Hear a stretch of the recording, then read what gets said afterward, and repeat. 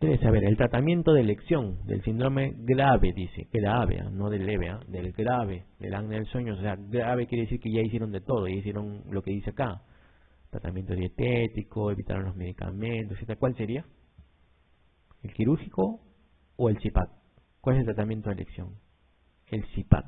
El quirúrgico solamente si es que realmente es algo localizado. Por ejemplo, hay niños incluso que tienen apnea del sueño porque tienen adenoides grandes. También en ellos se puede operar. Hay, así como nosotros, delgados, pero que tenemos tremendas amígdalas porque somos alérgicos. También hacemos apnea, justamente por las tremendas amígdalas, ¿no? Hacemos ese ronquido y además hacemos apnea. También nos puede dar síndrome de apnea del sueño. Entonces ahí sí sería quirúrgico, pero es algo muy específico, digamos, ¿no? Entonces no es en todos. Acá dice el tratamiento de elección, en todos, digamos, en la mayoría. Lo más fácil es ponerle presión continua y eso desbloquea la vía aérea y disminuye pues el apnea, ¿no? Por eso en este caso es instrumental, o sea, un instrumento, un aparato con que tenga presión positiva continua, ¿no? El tratamiento del apnea obstructiva del sueño se basa en todas menos en una, dice. A ver ustedes. ¿Cuál será? En todas menos en una. ¿En que adelgacen? Sí, ¿no? ¿O no? Sí. ¿En que supriman el alcohol y el tabaco? También, porque ya les decía, si no, peor, se les comprime más ahí. Eliminen la obstrucción nasal si existiera.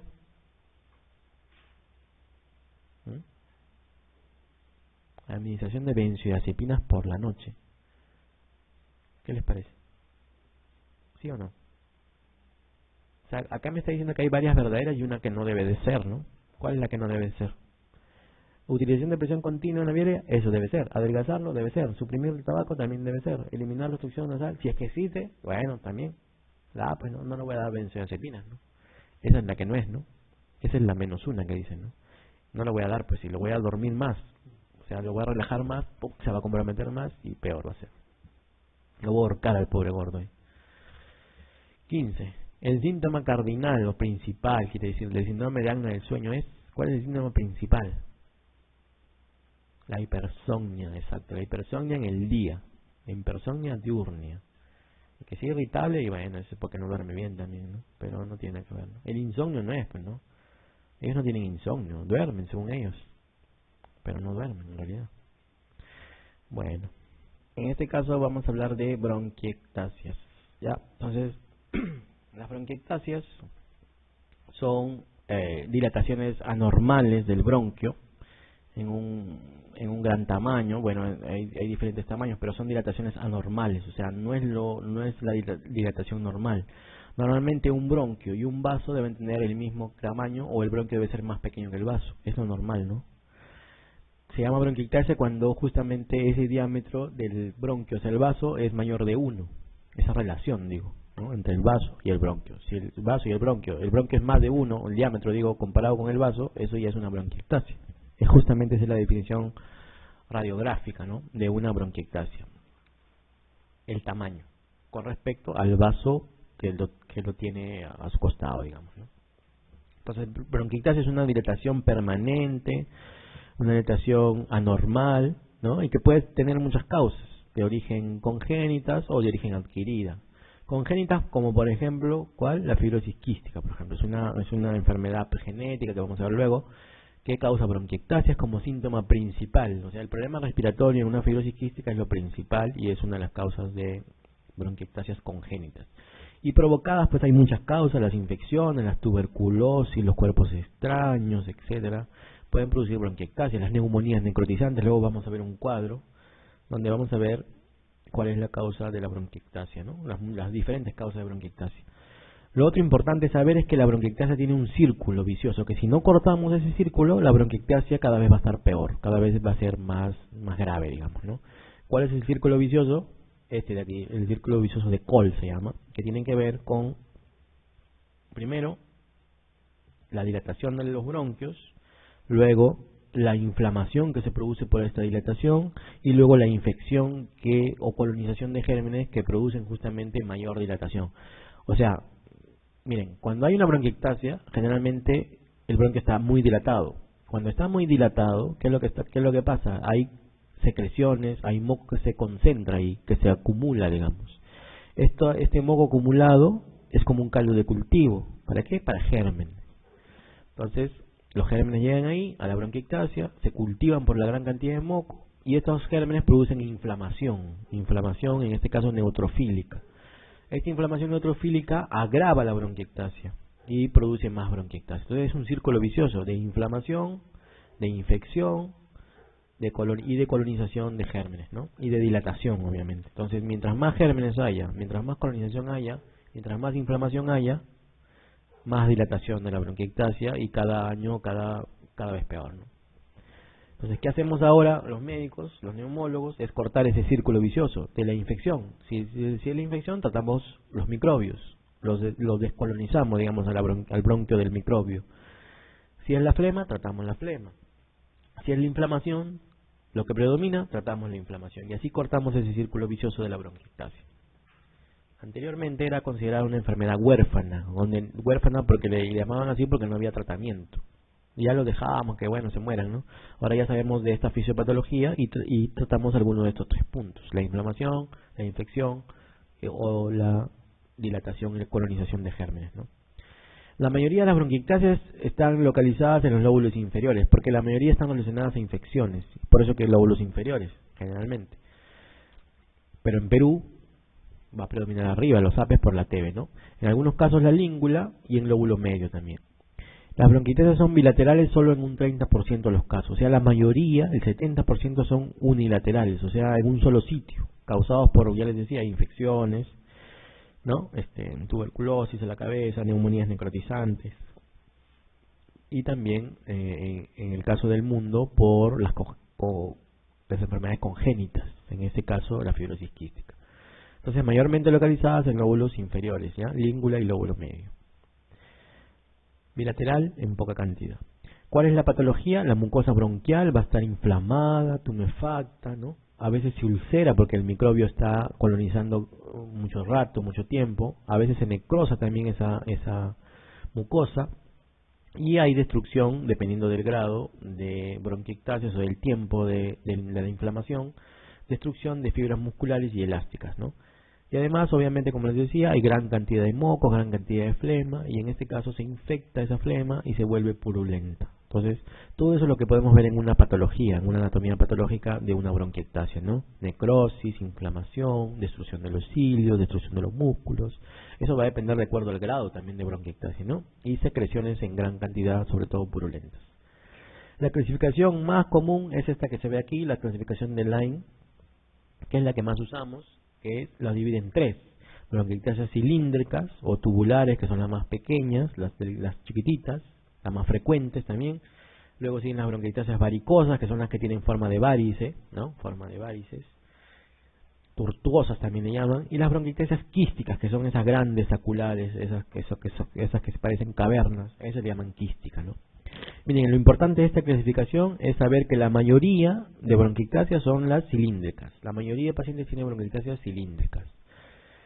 Las bronquiectasias cilíndricas son las que tienen mejor pronóstico, porque son pequeñas, entonces ahí no hay tanta colonización de gérmenes, no hay tanta flema, entonces no se coloniza con gérmenes tan feos. Entonces, eso es bueno, ¿no? Que sean las más frecuentes y que sean las menos agresivas, digamos.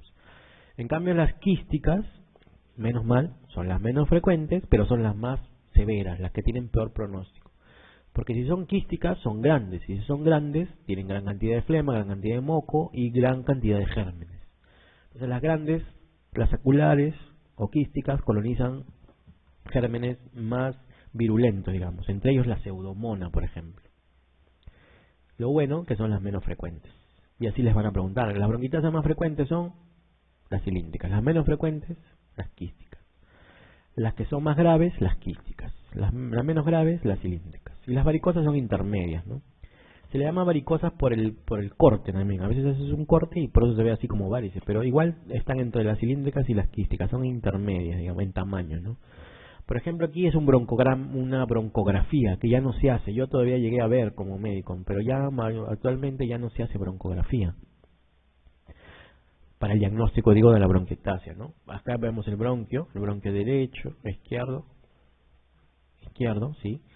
Miren el tamaño normal, miren arriba, este es el tamaño normal de un bronquio, miren la longitud y el grosor, miren, delgadito, ¿no?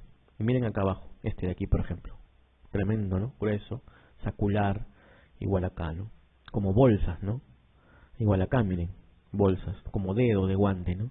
Eso es una broncografía, ¿no? Con contraste. Entonces, así son, pues, bronquios grandes, saculares, comparados con el bronquio pequeño de un bronquio normal. Miren una tomografía, miren la cantidad de bronquiectasias, miren. Esta es una fibrosis quística, por ejemplo, ¿no? Una enfermedad congénita que da bronquiectasias de todo tipo. Acá, por ejemplo, vemos, miren, cilíndricas, ¿cuál sería? La más pequeña, esta de aquí, por ejemplo. Estas chiquitas pueden ser cilíndricas también, estas de aquí. Quísticas, miren, tremendas cosas acá, tremendos huecos acá. Esas son quísticas ya, ¿no? Esta de aquí, por ejemplo. Incluso algunas tienen nivel ya, algunos tienen nivel. Pus debe tener eso, ¿no? Algunos. Mira, acá hay una varicosa, miren. ¿No? Una varicosa, parece una variz, igual acá, cilíndrica.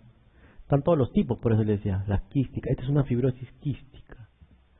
Este señor, este pacientito debe tener pues pseudomonas, porque acá tiene quistes bastante, ¿no? Bronquitasias quísticas, digo. Entonces, este es un paciente comprometido con bronquitasias quísticas, es más severo, ¿no? Acá está la etiología de las bronquiectasias, ¿no? Es una causa, una gran cantidad de causas. Les decía al inicio las infecciones, después de una infección. Bacterias, miren, no cualquier neumonía deja bronquiectasias. Por eso cuando me dicen, doctor, yo tengo una mancha aquí, eso fue una neumonía. No creo. Eso ha sido una TBC, le digo. Sino que usted no se dio cuenta. ¿Por qué? Para que sea neumonía tiene que haber sido una neumonía necrotizante. Es la única que puede dejar secuelas. Las neumonías por estreptococo, por ejemplo, que no son necrotizantes, que no es un germen necrotizante, no deja secuelas. Es limpio.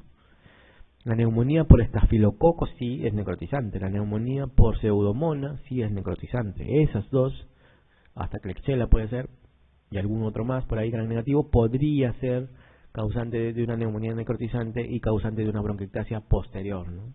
Es raro, por eso muchos pacientes le van a decir a usted, no, yo he tenido neumonía, después tengo esa mancha. No, mentira, eso es tuberculosis.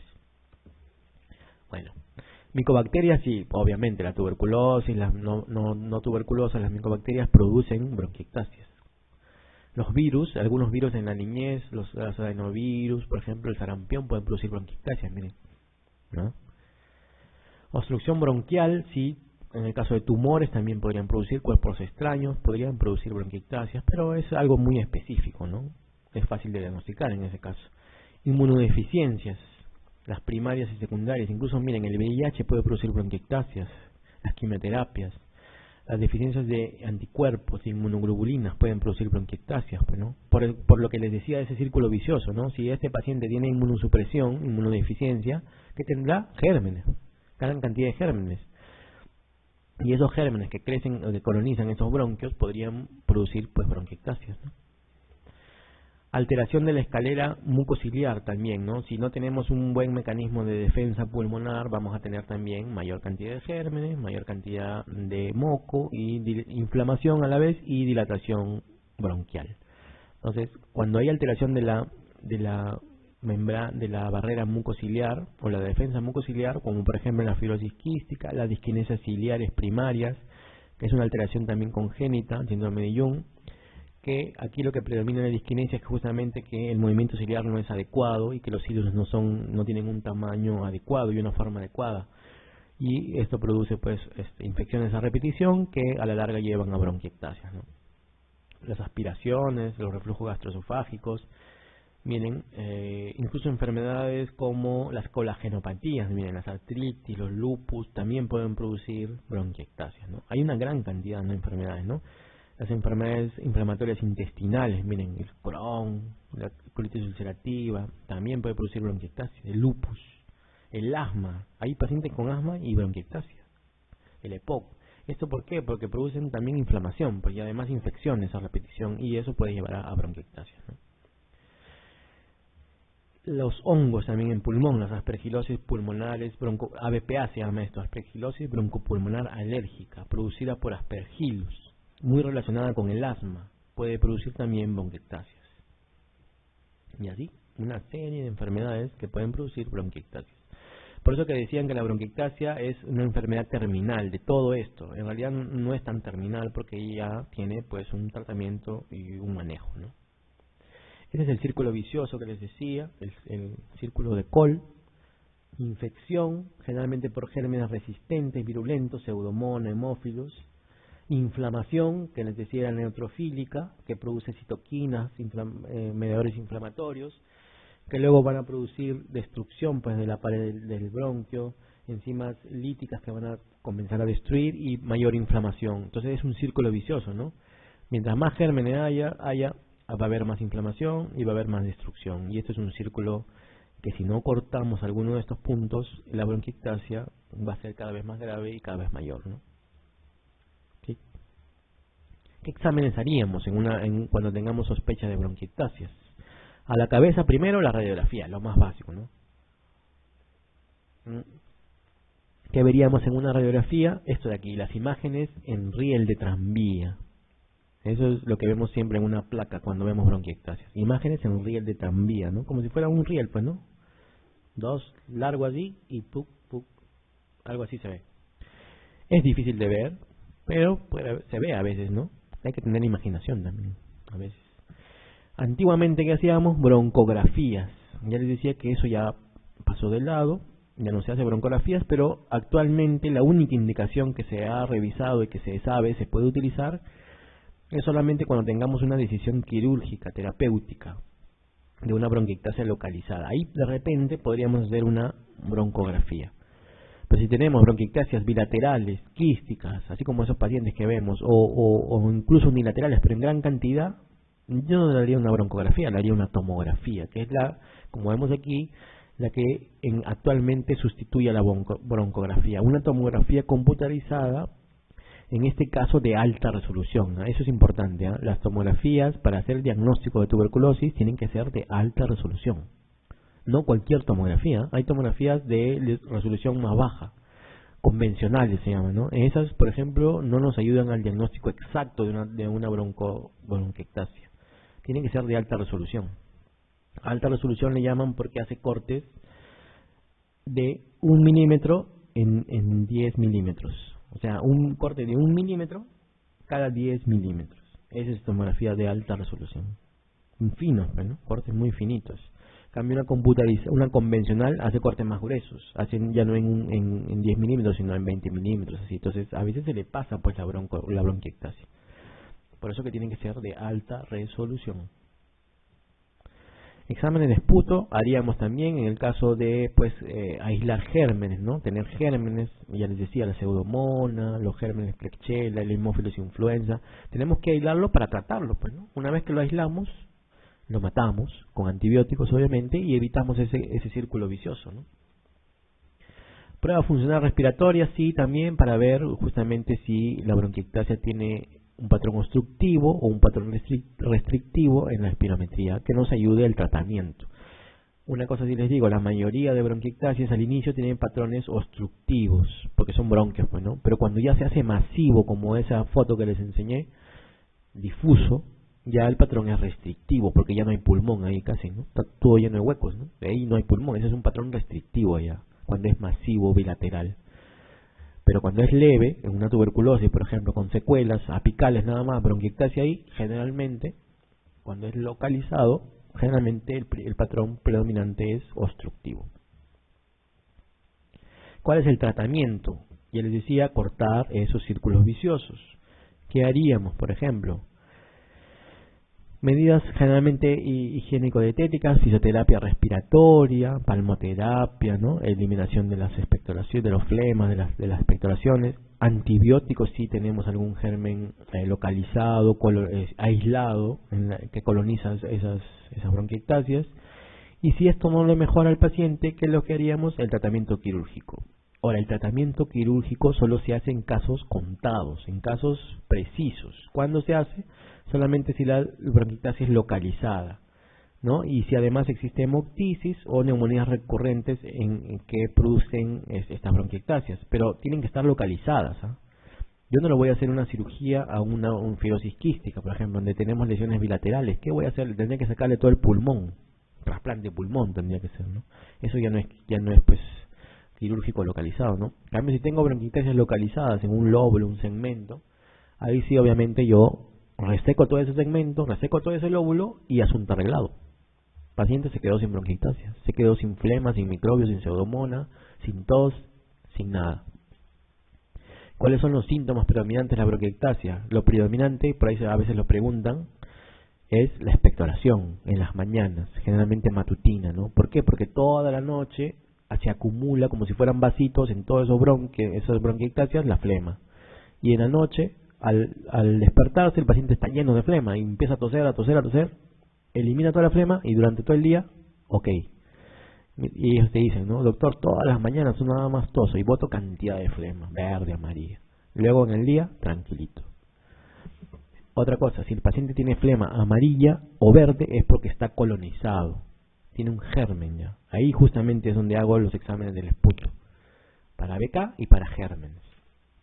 Si el paciente tiene expectoración blanquecina, normalmente es lo normal, no está colonizado, pero la expectoración es blanquecina o parduzca se llama, o plomiza, algunos le dicen así, porque la bronquiectasia pues produce flema. Sí. Esto de aquí es la fibrosis quística, les decía, es uno de los clásicos ejemplos de bronquiectasias congénitas, ¿no? Y es una enfermedad hereditaria, por eso que se transmite de una manera autosómica recesiva. ¿Qué quiere decir eso? Que no es dominante. O sea que, por ejemplo, yo tengo fibrosis quística, si es dominante, mi hijo de todas maneras va a tener que tener fibrosis quística. En este caso es una autosómica recesiva. O sea, ¿eso qué quiere decir? Que yo puedo tener el gen y no transmitirle a mis hijos. Eso es recesivo, ¿no? Pero si yo me caso con otra persona que tenga el gen, y además yo tengo el gen, alguno de mis hijos va a salir con fibrosis quística, sin que yo ni mi esposa tengamos fibrosis quística. Eso es recesivo. En cambio, es para que lo entiendan, ¿no? En cambio es dominante cuando yo sí tengo la enfermedad y se la paso a uno de mis hijos. Eso es dominante. Recesivo es cuando yo de repente soy sano, pero tengo el gen recesivo y mi esposa también lo tiene, se juntan los dos recesivos y se hace dominante, ¿no? Pero de repente yo me caso con alguien que no tenga eso y seguramente ninguno de mis hijos sale con fibrosis quística. Entonces a eso le llaman recesivo, ¿no? Es más frecuente en grupos de origen blanco o caucásico, ¿no? En la raza blanca es más frecuente la fibrosis quística. Sin embargo, aquí en Perú hemos visto casos de fibrosis quística, gente de la selva, etcétera. En el Hospital del Niño se ha visto algunos casos de fibrosis quística. Es una enfermedad multisistémica, de evolución tórpida, grave, letal. La mayoría de pacientes no llegan a la edad adulta, la mayoría se quedan en los 30 años, 40 y ahí no mueren, ¿no? La mayoría muere por problemas respiratorios. Por eso que la fibrosis quística se explica más en neumología. Eso le van a preguntar también, ¿cuál es la causa de muerte de un paciente con fibrosis quística? Las bronquiectasias quísticas, justamente que dejan infecciones a repetición, neumonías, insuficiencia respiratoria crónica y a la larga cor pulmonar y hipertensión pulmonar con insuficiencia respiratoria crónica que los lleva a la muerte. Entonces el problema respiratorio es el que los mata a los que tienen fibrosis quística. No el problema intestinal que también predomina en este tipo de pacientes, ¿no? A ver, un ratito para bajar el volumen, ¿no?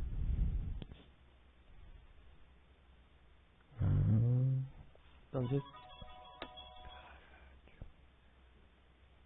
es mi esposa, no sabe que he venido a dictar clase. Vamos a mandar un mensaje. Bueno, así son las mujeres, ¿no? Dudan.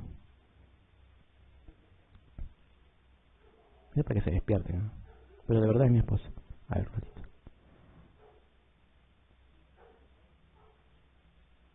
¿No se responde? Sí se responde, ¿cómo que no? No, pero se va a grabar. Ya, listo. Entonces, les decía, lo principal en la fibrosis quística es esto, la enfermedad pulmonar obstructiva crónica, la insuficiencia pancreática exocrina también y la concentración elevada de electrolitos en el sudor. Eso tiene que ver mucho con la fibrosis quística. Estas tres características, digo, ¿no? Enfermedad pulmonar, que en este caso le llaman obstructiva crónica, en realidad es bronquiectasias, insuficiencia pancreática exocrina, pero también es endocrina, o sea, las dos cosas. Y además, elevación de los electrolitos en el sudor, ¿no? El cloruro de sodio elevado en el sudor. justamente el diagnóstico se hace con el test del sudor, que diagnostica justamente esta elevación de los electrolitos del cloro y del sodio, ¿no?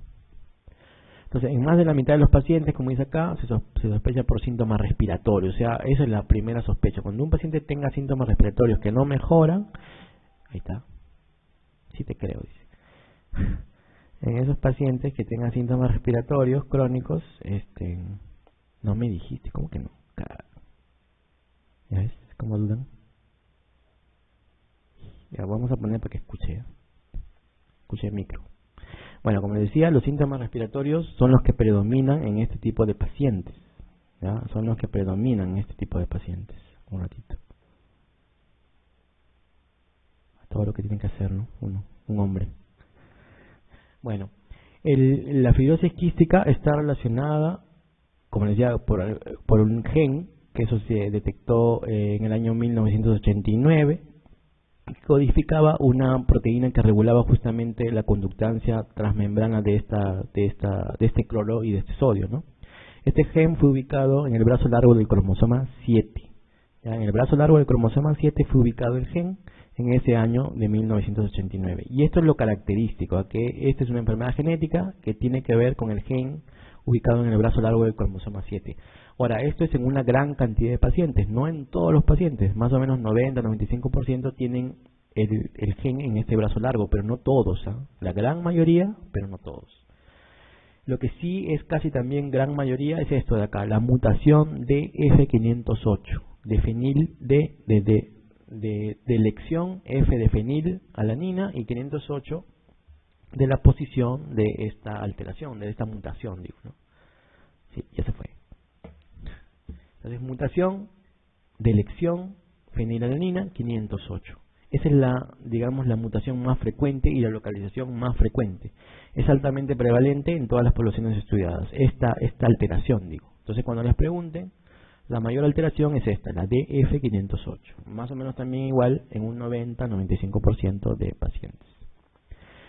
Los síntomas, los síntomas se dan de acuerdo a las edades, ¿no? Por ejemplo, si son muy chiquitos, recién nacidos, como dice acá, o lactantes, ¿qué es lo que más se ve? El hilio meconial, por ejemplo, porque las deposiciones de estos chiquitos son muy espesas, justamente porque ya tienen alteración exocrina del páncreas.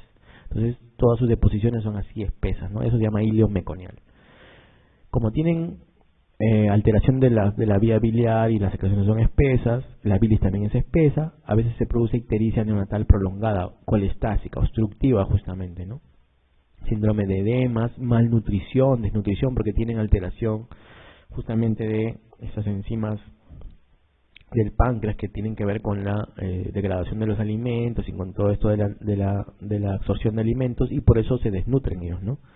Esteatorrea, ¿no? Estas deposiciones grasosas por justamente la alteración en el sistema biliar, ¿no?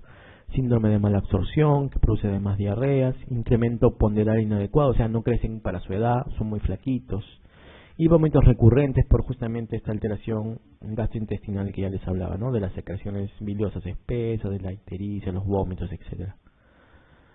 Lo importante aquí es el hilio meconial, recuerden, recién nacidos y lactantes, hilio meconial, hilio espeso y la ictericia en algunos casos, ¿no? En los lactantes, o sea, los que ya tienen lactancia materna, aquí recién empiezan los síntomas respiratorios, miren, tos y sibilancias recurrentes o crónicas que no mejoran con el tratamiento. Entonces, aquí es cuando ya los pacientes o las mamás, los papás dicen, uy, doctor, mi hijito sufre de tos, de infecciones a cada rato, se infecta, le ronca el pecho, ¿no será un asmático? Y la mayoría de médicos se confunde y dice, sí, es asmático, señora, no se preocupe, hay que darle inhalador, esto, y no mejoran, siguen igual o peor, ¿no? Y vuelven a recurrir, le damos tratamiento para asma y igualito es, o sea, no mejoran. Entonces aquí cuando ya deberíamos nosotros pensar en que de repente estamos ante una fibrosis quística. Neumonías recurrentes, crónicas, infecciones crónicas, sigue el retardo del crecimiento, diarreas ya por el síndrome de mala absorción, la esteatorrea. A veces niños, los lactantes chiquitos hacen prolaxos rectales también, justamente por estas secreciones tan espesas que hacen que salga todo por ahí, y hay prolaxo en el recto. Sabor salado de la piel, y aquí es cuando ya los papás a veces empiezan a sentir ese sabor, ¿no? Los papás pues besan a sus niños chiquitos, ¿no? Y a veces empiezan el sudor, y los niños sudan, ¿no? Es salado. Entonces ahí también podría ser un signo de alarma para pensar en fibrosis quística, ¿no? Entonces hay que besar a sus niños y saber qué sabor tienen, por ejemplo.